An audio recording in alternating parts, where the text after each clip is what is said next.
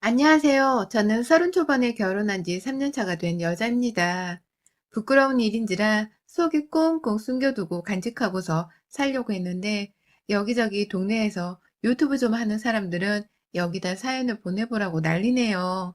지들 눈에도 제 눈에도 정상으로 보인 것이 하나 없이 우리가 그냥 넘기기엔 사연이 너무 별났거든요. 저는 한 살 연상의 남편을 만나 결혼을 했고 현재 저희가 결혼 전부터 후까지 살고 있는 동네가 도심과는 먼 곳이에요. 시골 한적한 곳에 자리를 잡은 작은 마을이고 여기서 읍내를 나가려 하더라도 버스를 타고 30분 정도는 세오라 내오라 달려가야 하는 곳이며 자가용이나 대부분 오토바이를 타고서 읍내로 나가 볼일을 보곤 합니다.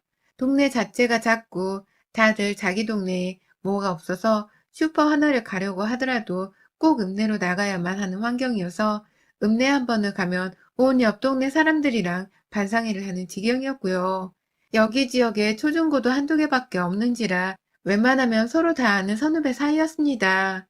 인물이 별로고 쥐죽은 듯이 학교를 다닌 인간이라 하더라도 누구 하나 얼굴 기억 못하는 사람이 없을 지경이었고 그 중에 혹여나 시골 바닥에 있을 인물이 아니다 싶을 만큼 강원도 원민만트로 외모가 특출난 사람이 있으면 그 사람은 평생 한 대가 끊어질 때까지 사람들 입에서 오르락내리락 하며 살아야 했습니다. 그만큼 좁은 동네에서 화제거리가 주제는 늘 아는 사람이었고 그 사람을 곱씹던 칭찬을 하던 오마 희노애락을 동네 사람들이 만들어가면서 대화를 이어가곤 했죠. 참, 저도 이 동네에서 한평생을 살고 있긴 했으나 별나디 별난 동네가 바로 우리 동네였습니다. 그런데도 별나다니까 재밌다며 쉽사리 인연을 끊을 수가 없는 것 또한 우리 동네였어요.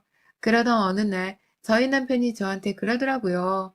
지가 몸이 많이 부친다고 말입니다.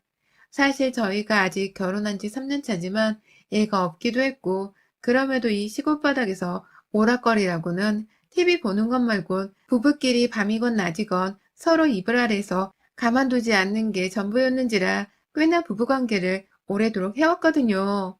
처음에는 신혼부부니까 불에 타올라서는 아침에 눈만 뜨면 남편이 저를 가만 내버려 두지 않았고요.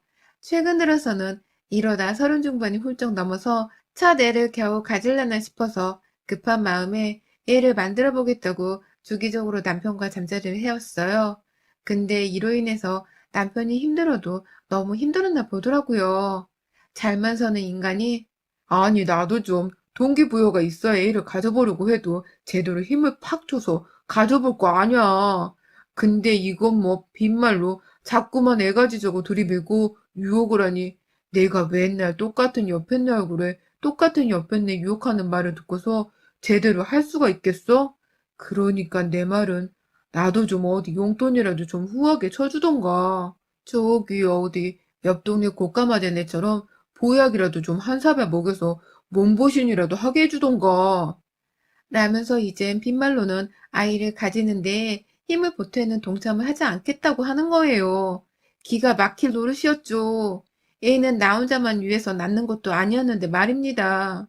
뭘 어떻게 하면 기분을 풀겠냐고 말한 대로 보약이나 용돈이라도 쥐어줘야 하는 거냐면서 화를 내다가도 저희 부부가 당장에 하는 일이라고는 읍내에 있는 마트에서 저는 캐시어로 일을 하고 남편은 동네 어르신들이랑 농사일을 해다가 파는 게 전부였는데 돈이 있나 싶더라고요. 저놈의 멀쩡한 몸뚱이를 가진 남편한테 보약을 억지로 먹이고 용돈까지 덤으로 얹어줘야 한다는 게 두고두고 속이 상해 빠르게 대답을 해주지 못했어요. 남편한테 돈이 아깝다는 생각이 들면 안 되지만 제가 노는 사람도 아니고 어쩔 땐 남편보다 다달이 벌어오는 돈이 더 많았는데 제 앞에서 용돈 타령을 하니 꼭지가 틀어질 수밖에요. 그러다 뭐 이런 생각까지는 가면 안 되는 것이었는데 저희 친정엄마한테 도움을 좀 요청해 보기로 했습니다. 원래 딸들은 그러잖아요. 지 살림 힘들면 친정에 스리슬쩍 빈대부들여 하잖아요. 그 집까진 안 하려 했는데 저희 친정은 그래도 엄마랑 아버지가 큰오빠랑 같이 읍내에서 조그만 식당 하나를 운영하고 계셨거든요. 저도 알바를 하면서 돈 좀 받아보려다가 일 못한다고 거절당한 그 읍내 식당에서 나름 주변에 장 보러 온 손님들이 한두 번은 꼭 들리는 곳이었는지라 돈이 벌리는 중이었고 그래서 저하고 남편은 엄마한테 슬쩍 도움을 받아보려 했습니다. 남편은 이런 저의 계획을 듣고는 처가댁을 볼 면목이 없어야 할 텐데 오히려 더 기고만장해져선 역시 당신은 머리가 똑똑해. 잘 돌아간다니까? 라면서 당장의 옷을 갈아입곤 절 데리고 저희 친정으로 향하더라고요. 엎어지며 코단나 가까운 동네에 살고 있는 저희 엄마를 찾아간 것이었어요. 백년 손님인 사위가 오니 버선발로 뛰쳐나와서는 환영을 해주시는 엄마는 곧 식당으로 출근을 해야 하셨는지 나갈 채비를 하고 계시더라고요. 남편은 엄마의 그 모습을 보고는 빨리 자신의 목적을 달성해야겠다 싶었는지 옆에 멀찌감치 서 있는 저를 보면서 몇 번이고 눈에 힘을 줘가며 궁시렁거렸어요. 저보고 직접 빨리 말을 하라 소리였습니다. 그런데 그게 어디 쉽나요? 기껏 오랜만에 친정에 찾아와서는 지 남편 보역부터 한 사발 해달라는 게 말이죠. 일부러 옆에서 남편이 절 어찌 쳐다보고 말건 한 귀로 한 눈으로 듣고 무시하고 흘리게 반복하다 엄마가 나 이제 식당 가야 혀 라면서 가방을 드셨고 그 순간 남편이 엄마의 앞으로 달려가 매달렸어요. 아이고, 장모님. 나이 드신 우리 장모님이 이날 이제껏 출근한다고 그 먼 길을 또 가시고, 사위라는 놈이 변변찮아 제대로 해드리는 것도 없고. 라면서 멀쩡한 두 다리를 제대로 세우지를 못하고는 저희 집 마루에 앉아서는 신발 신느라 앉아있는 엄마의 눈높이를 맞추던 남편은 이내 그 엄청난 똘끼의 연기력이 발동이 되어선 장모님, 제가 이런 말을 어디 가서 하겠어요. 장모님이니까 털어놓죠. 아시죠? 우리 요즘 애 만들라는 거. 근데 그게 참 쉽지가 않네요. 제 몸뚱이가 너무 허해서 이게 참, 그게 잘 안 돼요. 라고 말이죠. 무엇이 안 돼, 뭐? 라고 저희 엄마가 못 알아들어서는 재차 물어보자 남편은 당황을 해 저를 한 번 눈치 보다 그거요, 그거. 그게 잘 안 서요. 라고 말을 했고 그러자 저희 엄마는 뭐가 잘 안 서, 뭐? 무엇이 어째? 그게 안 선다고? 그것이? 그럼 뭐요? 니들 그럼 이제 애 못 낳는겨? 라면서 순식간에 펄쩍 뛰며 내 남편이 고자인 거냐고 내 남편이 그러면 이제 나랑 애를 못 낳는 거냐면서 아까까진 백년 손님 대하듯이 세상 사위를 어려워하며 잘만 대하더니 갑자기 눈에 독이 올라서는 제 남편 입에서 뭔 말이 나오는지 보겠다며 눈을 부릅뜨고 남편을 노려보기 시작했습니다. 딸내미 생각부터 하는 걸 보니 누가 뭐래도 우리 엄마가 맞긴 맞더라고요. 그러자 남편은 다시금 상황을 무마하려고 아니요, 그게 아니라 그냥 몸이 너무 피곤해서 얘기를 만들어야 하는데 잘 안 된다고요. 딱 보약한테 지어 먹으면 좋을 텐데. 근데 돈도 없고 뭣도 없으니 남자 자존심이 제대로 서질 않는다고요. 라면서 애둘러 말을 하더라고요. 그러자 엄마도 다행이란 듯이 가슴을 쓸어내리셨고 곧이어 우리 사이 자존심이 안 서면 안 되지. 조금만 기다려. 내가 식당 갔다가 아예 보약한치 지어다 올 테니까 갔다 와서 다시 한번 보자고잉. 라면서 걱정을 붙들어 매라는 식으로 제 남편의 등짝을 일부러 그러신지는 모르겠지만 엉덩이 꼬리뼈 쪽을 쫙 손으로 두드려주며 남편을 한참 의미심장하게 쳐다보시다가 급기야 저한테 손에 5만 원짜리 6장을 쥐어주곤 집을 나서셨어요. 그게 엄마 지갑에 든 현금 전부였던 것 같았습니다. 왜인지 남편은 우리 엄마를 제대로 구슬린 듯 했고 제 손에 쥐어진 돈 30만 원을 보니 진짜 오늘 내로 보약이 지어지겠구나 싶더라고요. 그리고 아니나 다를까 그 이튿날 후 저희 엄마는 친정 아버지랑 같이 저희 집에 찾아와서는 보약을 건네주셨고요. 저희 집에 와선 아버지가 한참을 집으로 돌아가지도 않으시고선 집안을 둘러보셨어요. 뭔가 할 말이 있으신지 그냥 집만 계속 배회를 하다가 옆에서 엄마가 안절부절을 못하며 빨리 가지 뭘 그러고 돌아댕겨 라며 잔소리를 던졌고 그러자 아버지는 아휴, 옆에 내야 좀 가만히 있어. 라고 엄마를 향해 똑같이 짜증을 내시곤 이내 제 남편과 저를 보며 니들 잘 살 수 있을겨. 라는 말을 남기고 가셨어요. 뭔 뜬금없이 보약을 전해주며 잘 살 수 있을 거란 어울리지도 않는 말을 하시는 건지 이해가 잘 안 가긴 했지만 우리 부부가 지금 아이를 못 가지는 것에 스트레스를 받고 있다고 생각을 하고 계시는 듯 했기 때문에 대수롭지 않게 넘겼습니다. 이제부턴 포약 잘 먹고 남편이 힘내서 우리가 좀 더 으쌰으쌰 해선 임신도 곧 하게 되리라 굳건히 믿었고요.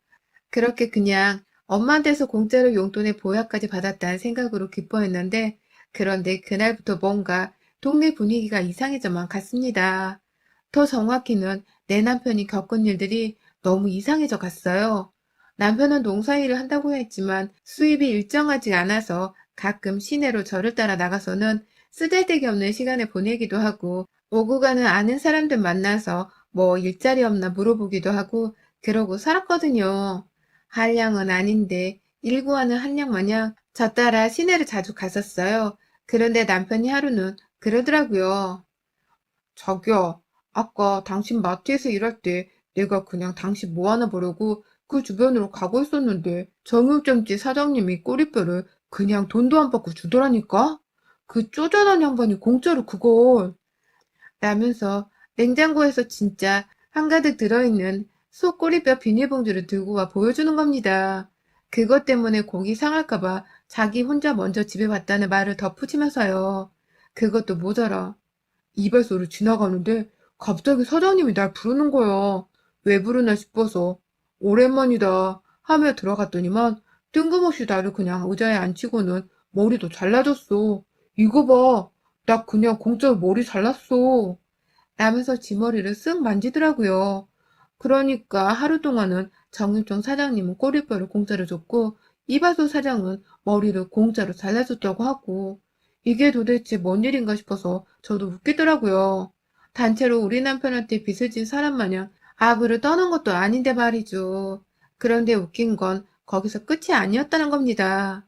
저희 남편은 학창시절 공부를 좀 못해서 하필지 초중고등학교 친구들 사이에서 불리우는 별명이 민대가리였어요. 뭐 성인 민씨인데 세대가리랑 섞어서는 민대가리라며 불리게 된 거였고 너무 오래된 별명인지라 남편도 그렇고 저도 그렇고 심지어 저희 시부모님의 친정까지도 그 별명을 기분 나빠하기보단 그냥 듣기 좋은 친구들의 애칭으로 여기며 살아왔는데요. 글쎄 민대가리라고 부르던 남편의 친구 셋을 시내에서 남편이랑 같이 장 보고서 오토바이를 타고 집에 가려다가 딱 마주쳤는데 저마다 친구들은 무슨 장례식장에서 영정사진을 보듯이 표정이 어두워져서는 서로 누가 먼저 말을 꺼낼지 눈치를 보다가 급기야 대표로 나선 친구 하나가 너 우리랑 술 한잔 해야지. 내가 술 살 테니까 약속을 잡어. 우리랑 술도 안 마시고 너 뭐하고 사는 게 요즘. 힘든 거 있음 우리한테 솔직하게 털어도 놓고 뭐 힘든 게 많겠지만 잘 견뎌내고. 라면서 저희 남편을 걱정만 해주는 것처럼 말을 하더니 옆에서 다른 친구 하나가 술을 먹으면 안 되는 거 아니야? 안 좋을 텐데. 라며 걱정을 했고 그러자 이내 세 친구들은 모두 다 고개를 끄덕이면서 그래, 술은 안 돼. 라며 맞장구를 치다가 저희 남편 어깨를 한 번씩 토닥이고 가던 길을 갔어요. 남편은 저것들이 낮술을 해서는 헛소리를 하는구만. 마누라한테 정을 못 부지고 사니까 결혼하고 나서도 허구한 날 친구 만나 술이나 퍼마시고 앉아있지. 지들이 마누라 옆에서 잔소리 듣고 살기 힘드니까 나한테도 힘든 게 있는 줄 알고 저런다니까. 나는 마누라 하나 잘 만나서 힘든 건커녕 장모님한테도 보약을 지어받은 걸 저것들은 알란가 몰라. 라면서 오히려 저 멀리 가는 친구들의 뒷모습을 보며 안쓰러워하면서 자신의 처지를 높게 샀고요. 얼마 전 받은 저희 엄마의 보약을 두고두고 좋아하면서 흐뭇해 하더라고요. 그게 마누라 덕이라고 하니 뭐 저도 기분이 너무 좋아서 그러게 저 오빠들 다 왜 저런데? 라며 또 한 번 대수롭지 않게 여기곤 집으로 돌아왔고요. 근데요, 이런 주변 사람들의 전에 없던 우리 남편을 향한 걱정, 그리고 별별 무료로 나눠주는 음식이나 서비스들이 차츰 부담스러워지고 이상해지기 시작한 건 불과 보약을 받은 지 한 달이 지나고 나서였습니다. 그날도 남편이 시내에 갔다가 급기야 동네 하나 있는 한의원에서 선생님이 우리 남편을 불러다가 점심밥을 사주면서 한약은 어때요? 몸에 잘 받는겨? 먹고 힘내야 쓸 텐디. 그거 먹는다고 서지는 않겠지만 힘내. 라면서 조언을 해줬다고 합니다. 그 말에 남편이 뭐가서요? 라고 물어보자 한의원의 선생님은 아, 네 자존심 말이오. 자존심이 서야 할 텐디. 그건 네 마음가짐에 따른 거니께. 라면서 당황하고 멋쩍어 하듯 대답을 했다더군요. 근데 이 말은 우리 남편이 저희 엄마한테 했었던 말이었습니다. 보약 한번 받아보겠다고 오버해서 던졌던 그 말이요. 살짝 뭔가 아리송하다 싶었던 우리 남편은 내내 한의사 선생님과의 얘기를 머릿속에서 지우지 못한 채 생각을 하고 살다가 급기야 그 시내 안에서 친하게 지내던 형 하나를 우연히 또 만나게 되었는데요. 여기서 한 번 더 이상함을 감지할 쐐기가 박혔다고 하더군요. 글쎄 그 형이란 사람은 저도 제 초등학교 선배이고 한 동네 살던 사람인지라 정말 오랫동안 알고 지낸 사이인데요. 그간 저희 부부랑 정말 돈독하게 지내오긴 했지만 쉽사리 돈은 먼저 이유 없이 써보이거나 뭘 툭하고 사주던 사람이 아니었거든요. 그런데 갑자기 내 남편을 길거리에서 보자마자 술을 사주겠다고 인근에 있는 보쌈집으로 데려갔다는 겁니다. 거기서 보쌈 안주에다가 막걸리 2병을 턱 쏘는데 낮이었어도 이 형이 공짜 음식을 사준다고 하니 남편이 차마 거절할 수가 없어서 그 자리에서 안주에 막걸리 2병까지 의심 없이 그냥 다 받아먹었다고 해요. 그런데 술을 먹으면서 살짝 취기가 올라왔을 때 그 형이 그랬대요. 인생은 말이야, 다 그럴 때가 있는겨. 다 그런 걸 겪다가 백발노인이 되고 관에 누워 죽는겨. 너가 재수가 없어서 그런 게 먼저 왔겠지만 뭐 나한테도 곧 올 것이고 저기 저 보쌈집 사장님은 벌써 왔을지도 몰라. 다 살다 보면 차츰 그런 게 일곱시 오는겨. 그러니 힘내 동생. 네가 어쩌다 그렇게 됐을까이. 라면서 남은 막걸리를 지 속이 상한다며 입안으로 쭉 들이붓더니만 그 길로 깨꼬닥 하며 책상에 머리를 박고 쓰러졌다는 겁니다. 아주 꽐라가 되어버렸어요. 그 바람에 남편도 이게 도대체 뭔 일인가 싶기도 하고 그간 쭉 이 동네 시내에서 있었던 일들이 머릿속에 하나도 되새겨지면서 한 번쯤 따져볼 필요가 있다는 생각이 들었다고 해요. 그날 결국 사준다는 형이 불렀는데 꽐라가 된 형을 대신해 남편이 계산을 했고 지도 승질이 나선 식당 사장님께 형을 맡겨두곤 혼자 식당 밖으로 나와 거리를 걸었다고 하고요.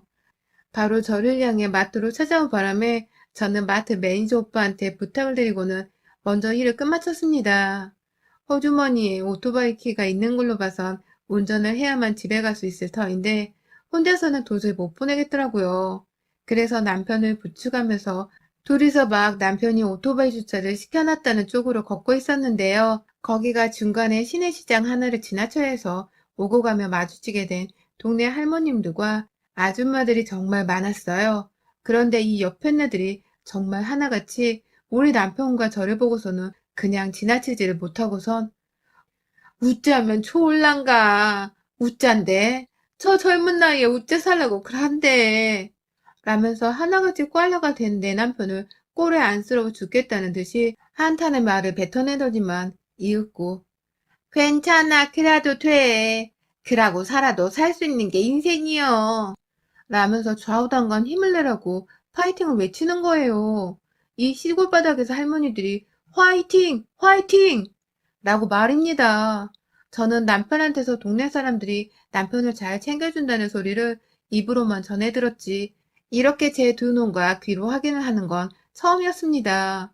상당히 기분이 오묘하고 나쁘고 뭔가 내가 지금 모든 걸 다 이해하지 못한 듯한 꺼림직한 기분이 슬슬 들기 시작하는 와중에 저희 남편도 술에 취하다 말고 오다 가는 옆 햇네들이 자꾸만 지 걱정을 사서 해주니까 도저히 못 참겠는지 아, 좀 그만 좀 하라고요, 좀. 뭔디 이렇게 나를 걱정하는겨. 아, 왜 다들 나를 이렇게 걱정하는겨. 라면서 술이 취한 채로 몸을 흔들어대며 그만 좀 걱정을 해주라고 막 짜증을 내는데 가뜩이나 술에 취해 제정신이 아니게 보이는 남편이 저한테 의지해서 거리를 걷고 있는 모습이 많이 외로웠는지 아줌마들과 할머님들은 아예 지나쳐 가려다 저희 부부를 따라보면서까지 괜찮은겨? 상태가 매일 이런겨? 힘들만도 하지. 얼마나 힘들겨? 라면서 혀끝을 차는 소리까지 내기 시작하셨어요.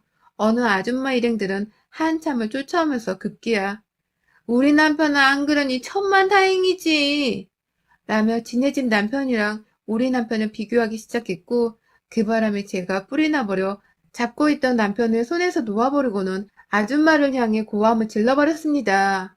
아니 아줌마 말을 그렇게 하면 안 되죠. 우리를 본 세월이 몇인데 아줌마 남편이 내일모레 환갑인데 지금 마흔도 안 된 우리 남편을 그 집 양반이랑 갖다 비교를 하는 거예요. 아니 뭔 비교를 하겠다고 우리 남편을 그 집 할아버지랑 라면서 소리를 지르자 급기야 그 아줌마도 기분이 나빴는지 아니 그건 또 아니지. 어째 사지 멀쩡한 우리 남편은 네 남편이랑 비교를 하냐. 네 남편이랑 내 남편을 비교하는 건 나의 마지막 남은 자존심을 깎아먹는 것이요. 말은 똑바로 해야지. 라면서 오히려 제게 화를 내셨어요. 그 말에 주변 할머니들이고 아줌마들은 죄다 들러붙어 싸움 구경을 하면서 그렇지, 그렇지. 라고 수긍을 하셨고요. 그쯤 되니 우리가 이 동네에서 뭔 잘못을 제대로 단단히 한 건가 싶어서 혼란스러워졌고 남편은 길바닥에 넘어지며 술이 완전히 깨버린 거지 제가 싸우는 동안 얘기를 다 들으면서 정신을 차리고 또박또박 말을 하더라고요.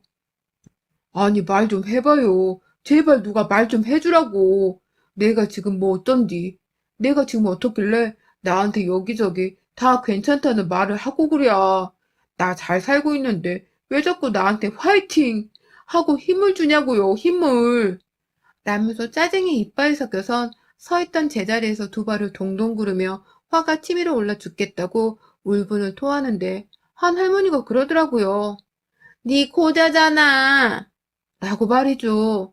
우리 다 알고 있는데 그렇게까지 속여서 뭐 얻을 게 있다고 거짓말을요. 땡! 그러면 못 써. 우리가 다 서로 얼굴 보고 산 세월이 얼마인데 너는 앞으로 무엇이 부끄러워 고자인 것도 숨기려고 그러냐. 라면서 저희 부부가 미처 무슨 일이 돌아가고 있는 건지를 제대로 생각해 보기도 전에 할머님은 그런 엄청난 폭탄 발언과 다름없는 내 남편이 고자란 말을 그 아줌마들 앞에서 당당히 밝히며 자기들은 다 이해를 하니 창피하지 말라는 말을 하셨고 그 바람에 저 설마 나도 모르는 사이에 내 남편이 고자가 된 줄 알고 바로 남편을 향해 너 고자야? 라며 소리를 질렀어요. 그러자 아줌마들이고 할머니고 흠이 라면서 동시다발적으로 탄성을 질러내더니 마누라는 몰랐던 거야? 라며 제 남편을 향해 일제히 사기꾼이라고 노려보기 시작하셨고요. 그러자 뒤편 가게에 있던 아저씨들도 뭐요? 마누라도 속이고 있었던 거요? 그러면 안 되지. 마누라는 알고 있었어야지. 라면서 뛰쳐나와 싸움판을 구경했어요. 그러자 남편은 이게 뭐 어떻게 돌아가고 있는 거야? 내가 왜 고자야, 자기야? 라면서 울부짖었고 그제서야 아차 싶더라고요. 그리고는 제가 그러니까 나도 모르겠다고. 우리 어제도 같이 잤는데 갑자기 내 남편이 왜 고자가 된겨? 누가 우리 남편 고자랬어요? 어떤 쓰발놈이 내 남편 보고 고자랬냐고요? 라면서 막 윽박을 지르자 또다시 그 자리에 있던 온 시내 사람들이 뭐요? 어제도 잤다고? 그럼 너 고자 아닌겨? 라면서 동시다발적인 탄성을 지르며 가슴을 쓸어내렸습니다.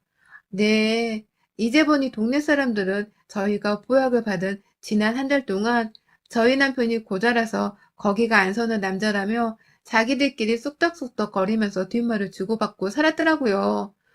무려 한 달 동안 온 동네 사람들이 내 남편의 이름을 들먹이면서 고자라는 헛소리를 전하고 다닌 바람에 정작 우리 부부를 제외한 모든 사람들이 우리 남편이 고자라는 헛소문을 믿어왔었고 결국 이 수치스러운 소문은 동네 사람들을 넘어 정말 길가의 개새끼도 알 정도로 모르는 사람 하나 없이 파다하게 퍼져 나갔습니다.